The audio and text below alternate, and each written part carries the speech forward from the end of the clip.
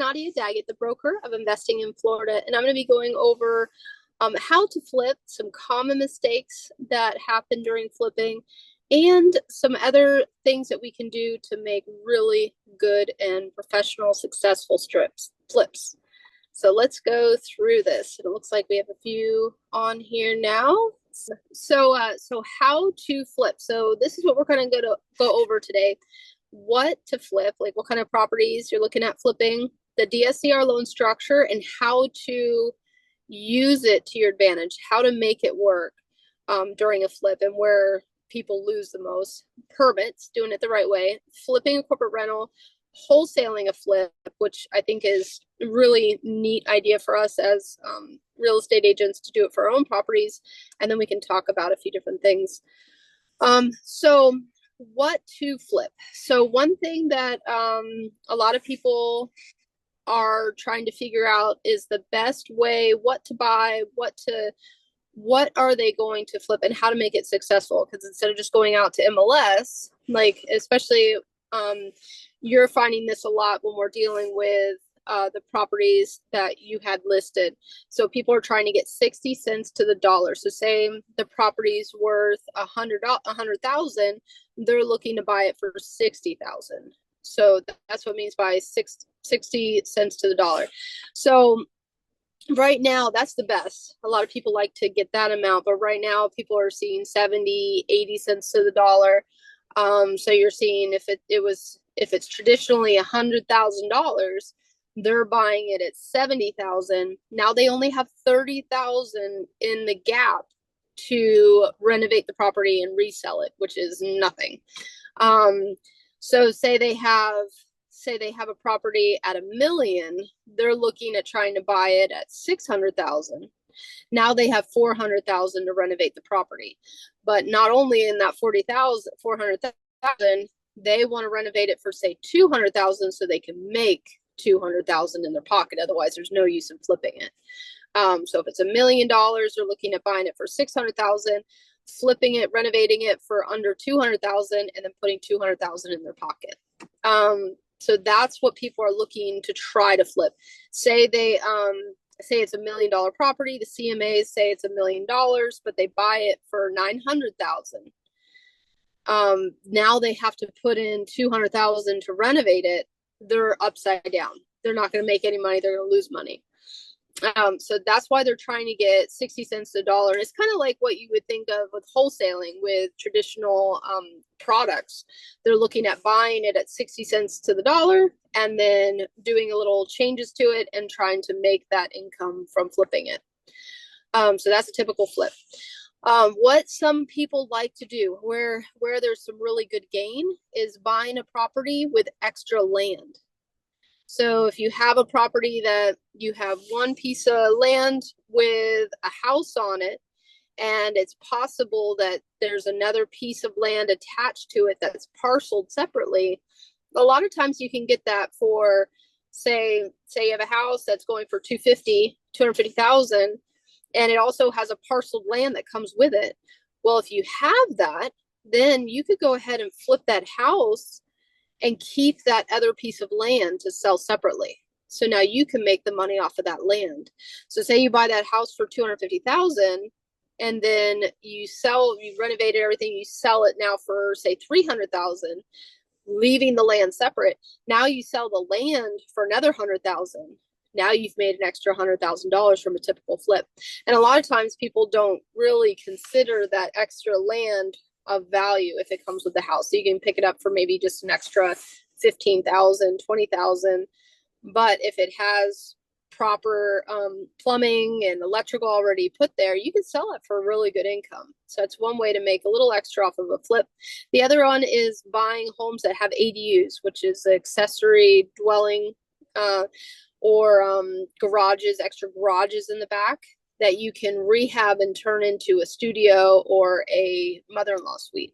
And that's really good if you're going ahead of buying it and then you're doing the burst strategy. You're going to rent it. So you look for those properties. So some investors specifically look for properties that have little ADUs or little buildings in the back or garages, and then they can convert it into. So we just looked at one this morning and it's a 2-bedroom in the front and it has a garage in the back. So what we were thinking is, okay, we'll go ahead and renovate the little garage in the back. So the front is going to rent for $3,500 a month as a corporate rental.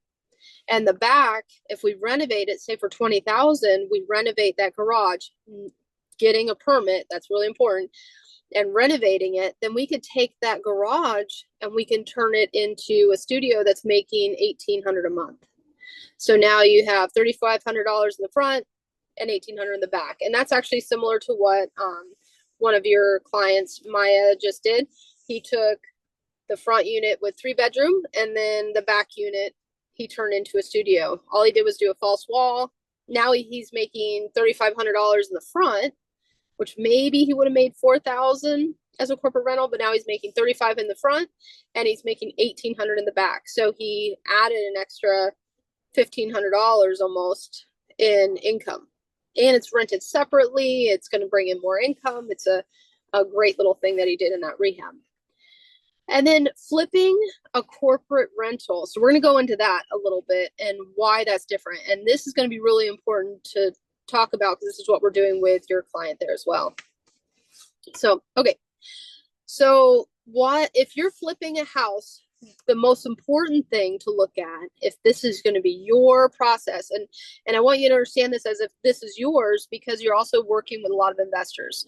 So as a DSCR loan, so say Brennan, or I shouldn't say names, but he just bought a house out in Boca Ciega.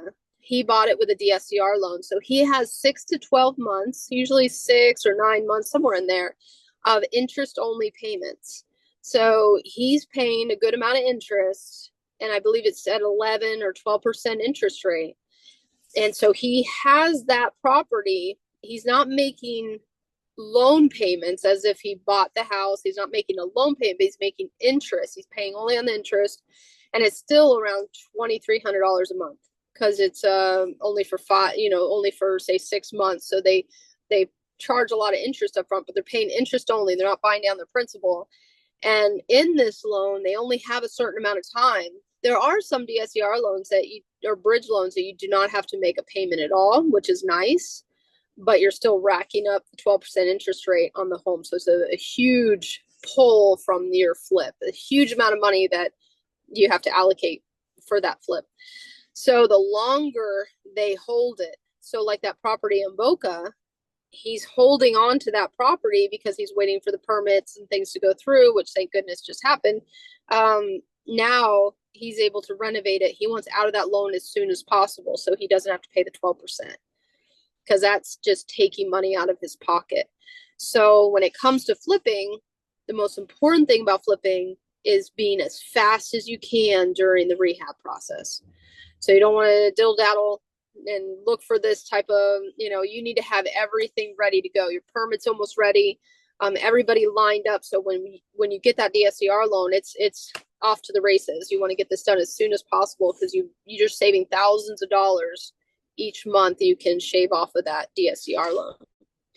So if you're going to flip, the most important thing is flipping fast. The next thing is permits. So a lot of times when you're doing these flips, people cut corners. If you're an owner builder, so say you house hack, say you buy a house, you live in it, and you claim homestead, which is really important. That's why I put it here. So it has to be claimed homestead. You can't have a house over here that you're living in that's a primary residence, buy another one, live in it. It has to be your homesteaded property. You can pull your own permits, and you can pull a permit like what I was saying about renovating the garage. Pull the permit, do the garage, and flip the garage, turn it into a little studio.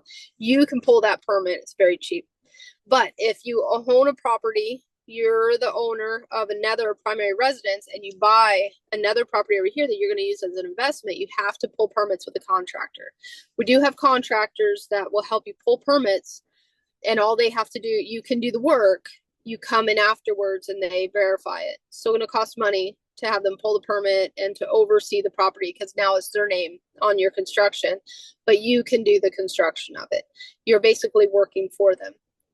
The other one is flooded properties and how long it takes to get the flooded properties to get approved. So that's taking a little bit of extra time, but we have a great contractor that's able to do it quick. And one, they said that this last one, they were expecting to get the permits approved in 90 to, or what, it was 3 months, 3 to 4 months. And he just started it less than a month ago and it's approved. So that one is really good. So we're able to pull those permits quick. But the biggest thing is always pull the permit on the garage conversion, or like what we did on Emerson. We always want to pull that permit, because when you go to resell it, if it's not permitted, they're going to gouge you on the price. The inspector's not going to know how to inspect the property. The appraiser is not going to count the square footage if it's not permitted.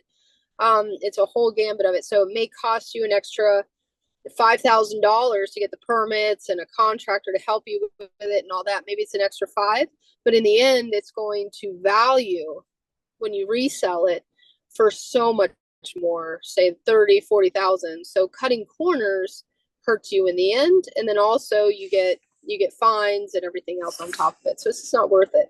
Just do it proper. It's a little more money up front, but it's a great way to increase your flip price.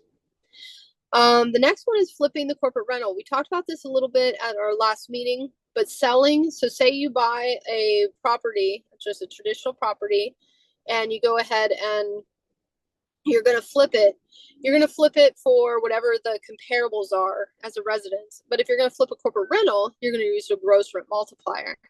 And this is the gross rent multiplier where you have, you're taking the fair value and you're dividing it by the income annually. So like this one here, they want to, on average, the appraisers want to keep it between 4 and 6%. This one's a little higher, but I've seen them up to 7-8%. So using the gross rent multiplier, so say you make $60,000 a year, which is around 500,000 or 5,000 a month. If you're using that budget, you're able to sell it for 400,000. Because you're selling it as a business. They're counting the appraisal based off of the annual gross income and not off of every other house, single family residence around you as a comparable. So they're not using comparables around your area. They're just saying, well, you're making this kind of money, so therefore the value is this. So here's an example of one that was done, which was purchased at 155. It's in Clearwater. The rents were $3,800 in the front unit, which is a 3-bedroom, and $1,200 in the back, which was a studio.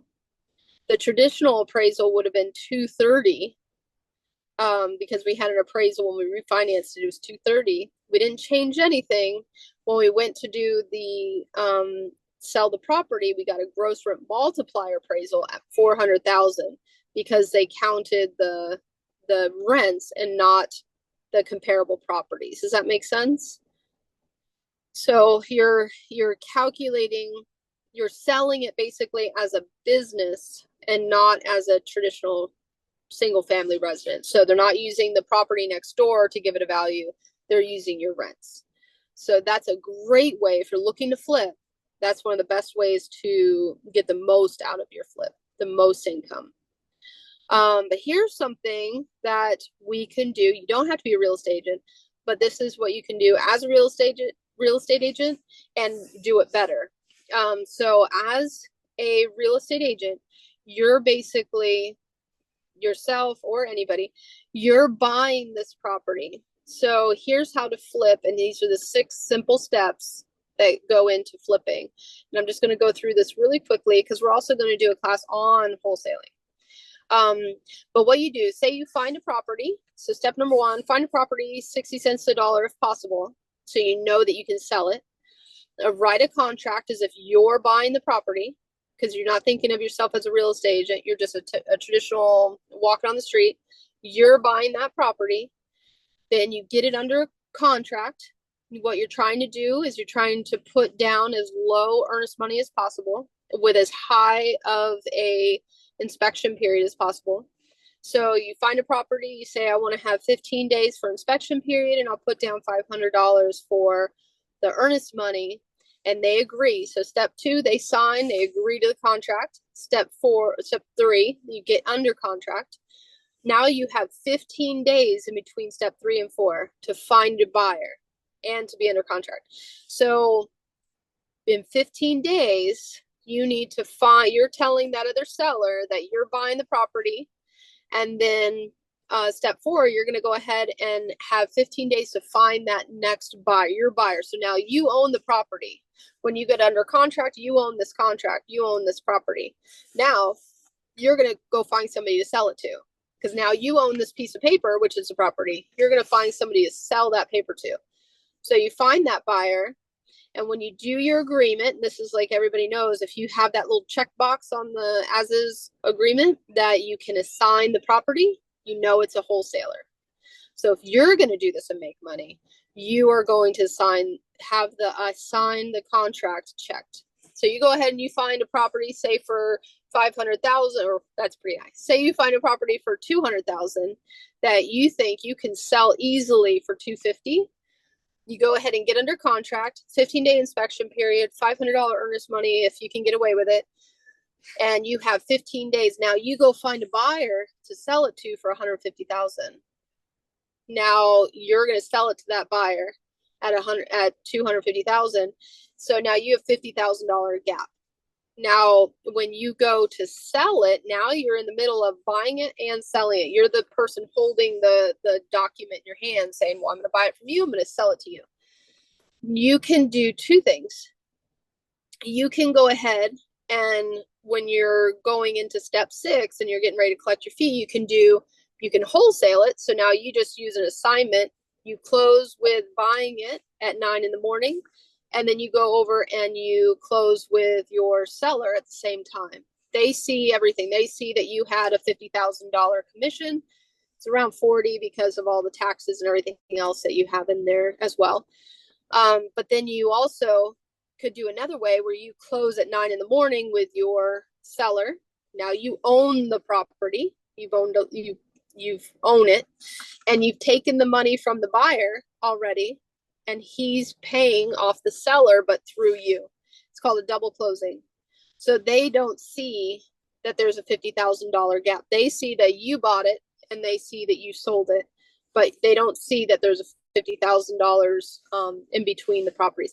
It's going to cost, there's extra closing costs, things like that. It's about an extra $5,000 cost to do a double closing because you're closing twice. You're closing with the seller and you're closing with the buyer. So that is a quick 6 steps of how to wholesale, just quickly to understand it. Do you have any questions on it? I know we've gone over this a few times, but this is a whole class on how to wholesale that I think would be a great thing for us to do. But let me know if you have any questions on that, because it can be very lucrative. We've closed them with 100,000 in between the gap. And the investor says they don't care what was in between there. They don't want to know. So we do double closings. We've done them for very little. We've bought it for 200,000, sold it for 220 because it was hard to find a buyer. So you can make a lot of money and you can lose a lot of money. I just have a question about Sure. about like earlier, because I'm under contract with the house in 24th Street right now.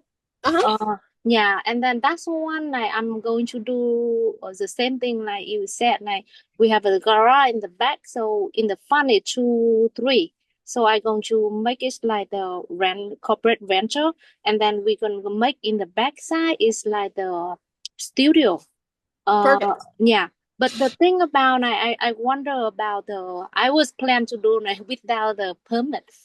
Mm-hmm. My husband will do the work, but I was wondering like if you can have someone to just pull the permit and then Yes.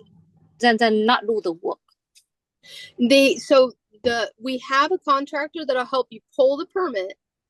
And then you do the work. They're going to come afterwards just to verify that everything's done good.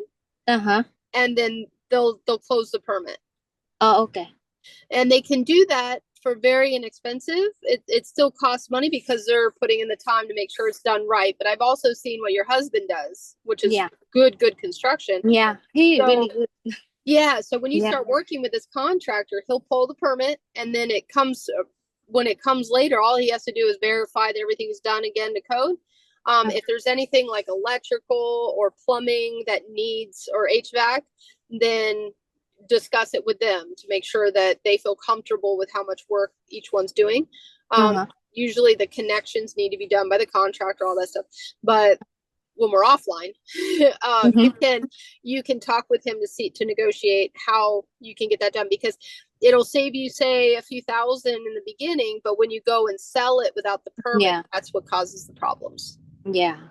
So So that's what it's a funny about, like whatever you saying today is a really fit me, because in next door to that one, the same owner, they have a big piece of land, and then they also want to sell for me, and then but I don't know, like they have electrical and or plumbing work it yet, because like piece of land, and they want to sell it for 70,000, but I don't think they're going to sell it for me for 70, maybe like 40, I think.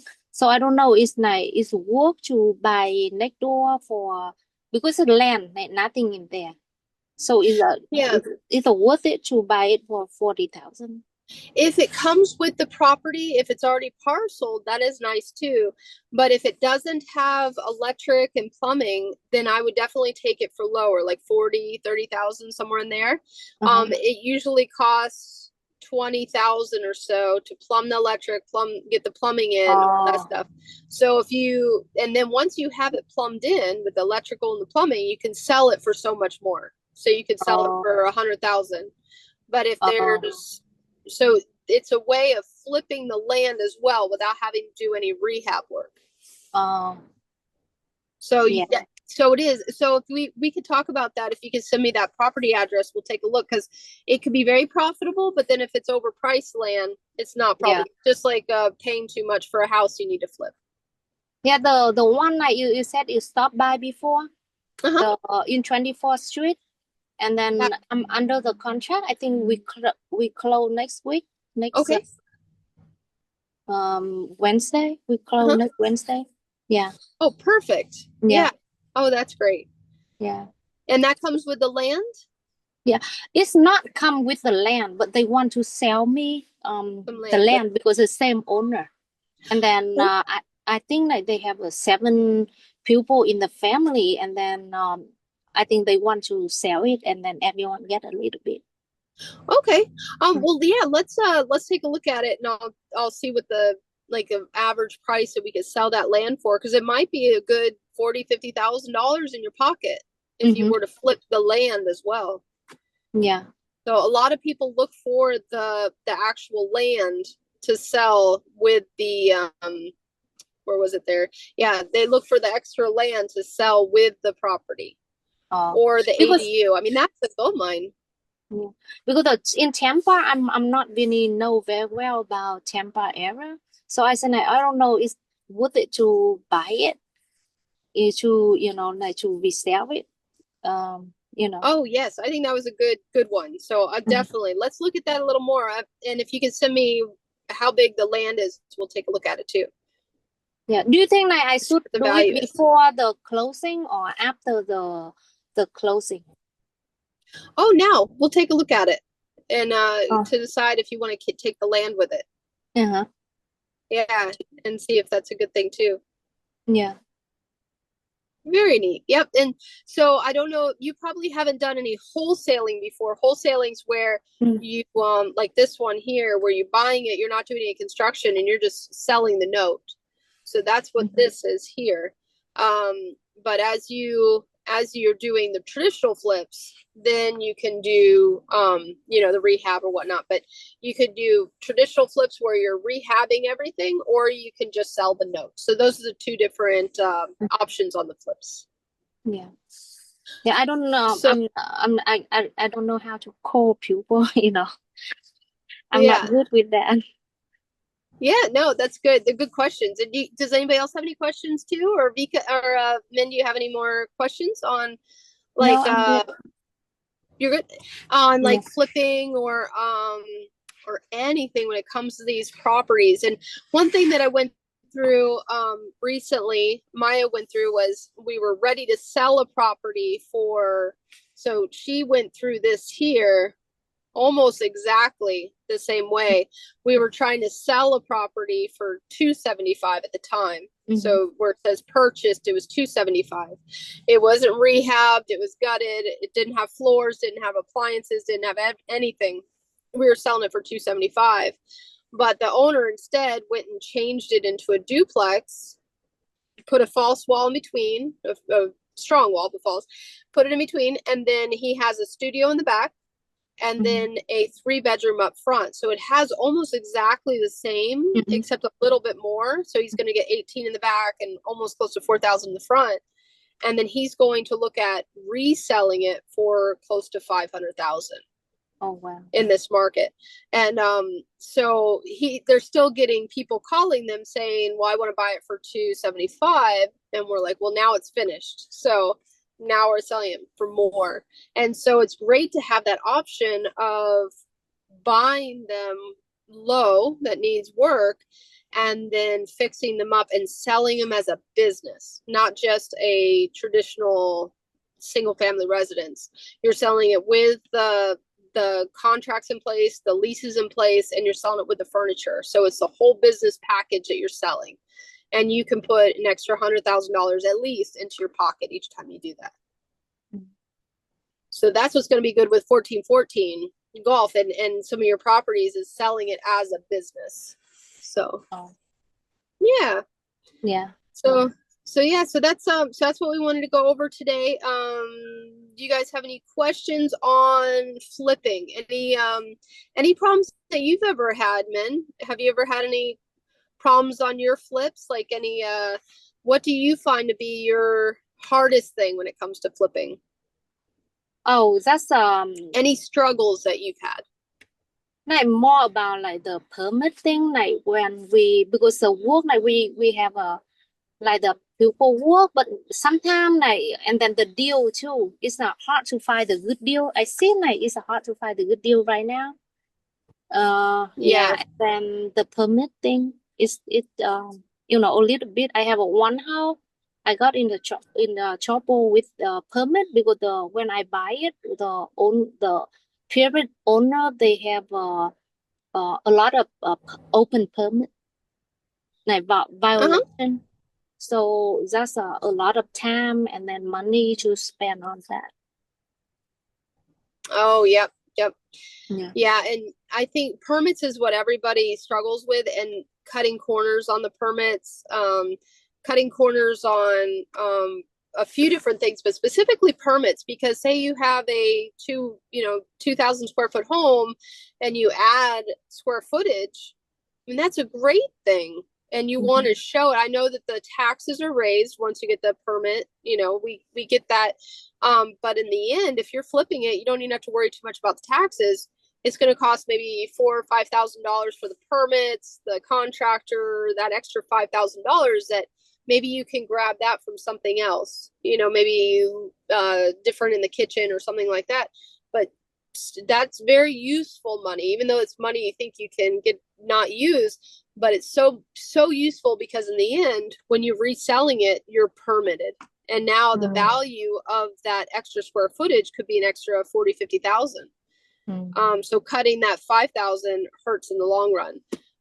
But trust me, everybody does it. But if we're thinking in the long run, maybe we can cut corners over here, but not over there. So that is one of the biggest things I see with flips is that. And the other one is just getting everybody in at the same time, like trying to get it done quickly. So getting stuck on permits or getting stuck on something, waiting for a window to come in or things like that, and getting stuck.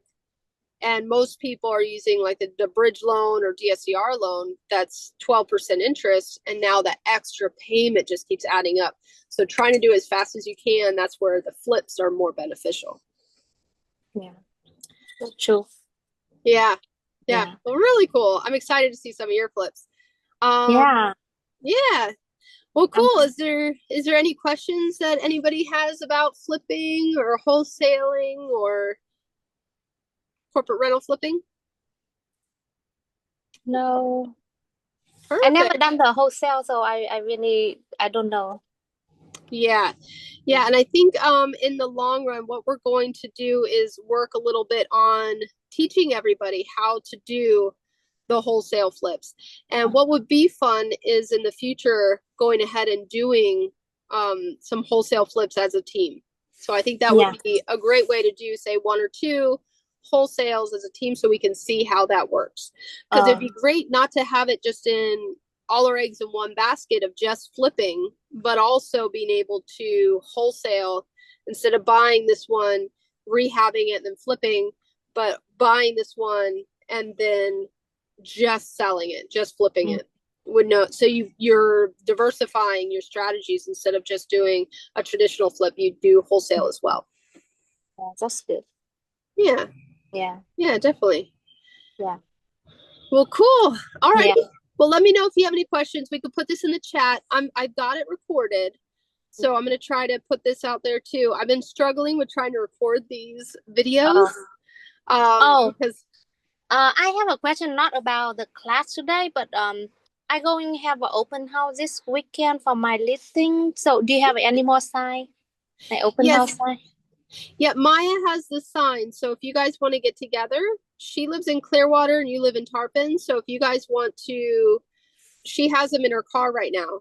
Oh, but I think like Maya have an open house this week too. It's okay if she don't have extra one. It's okay. Actually, what I could do is I could try to get some. What is today? Tuesday. I could try to get some more for you guys, so that because we're going to start having multiple open houses. Yeah. I can get some more for you before then. I also have the stands because we were saying the stands were broken, so we ordered some more on Amazon. So we have some. Yeah. So we have an extra, I think, 20, so that as we put new signs up, we can have that. Yeah. Okay. Thank you so much. You're on mute, Maya. What do you say? Oh, sorry, I was on mute. Min, when is your open house? This Saturday. Okay, because I could just give you some, and then I'll just use like one or two on Thursday, because I have one Thursday night. So if you need it, I can meet before then too. Okay. Yeah. And it might be some. Yeah. Like yeah, I have a bunch. 4 or 5. Yeah. Thank you so much, Maya. Yeah. Yeah. Okay, and I'll I'll try to get some more in the office. So if we have maybe 10, that would probably be good because as we're starting to do more open houses. So I'll talk to you, Maya, if we don't have them in on time. But I use fast signs. We should be able to get them in before her open house, and that way we have multiple. Okay, that sounds good. Thank you. Okay, and it might be good at the bottom I might put a blank spot where you can either write on, like with what I like to do is I like to put the time and date of the open house on a piece of paper and laminate it, which I have a laminator in the office, but laminate that and just stick it to the sign. That way, if it rains or anything, but you want to put the address, the date, and time on it. But we can't do it on every sign because that then you'd have to order a sign per open house, and that'd be ridiculous. But if we could do that, I just laminate it and put it on there. So, okay. Well, awesome. Well, thank you guys, and hope you have a good day. You too. Thank you. Thank you. All right. Bye-bye. Talk to you soon. Bye. Bye.